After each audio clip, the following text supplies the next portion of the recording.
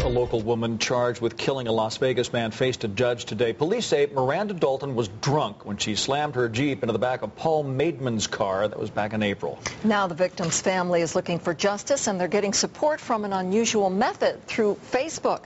But some of what they've said has created a stir. Reporter Melissa Duran talked to both sides today. Joins us now with all this. Yeah, well, 29-year-old Miranda Dalton actually waived her right to a preliminary hearing this morning. The victim's family is not staying quiet. They're making sure Dalton receives the maximum penalty for her actions, but some say they're crossing the line.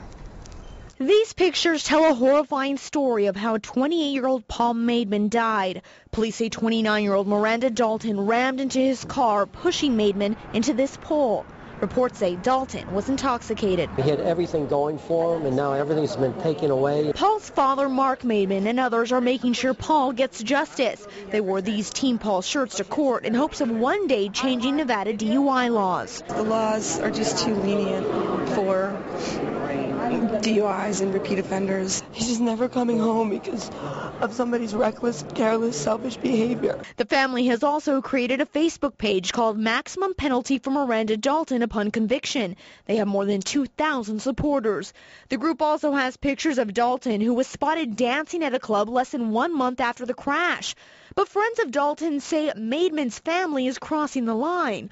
The Facebook page shows pictures that have been photoshopped, including a picture of Dalton behind bars. I think they should really take it down to have pictures up of her like that, pictures of her behind bars. I mean, there's a way to grieve, but not through a page like that. Dalton's best friend, Melissa Alderman, says she doesn't condone Dalton's actions, but says Team Paul has taken it too far, even threatening her. They said that my brother was hit by a drunk driver and that I need to come to the morgue to identify his body.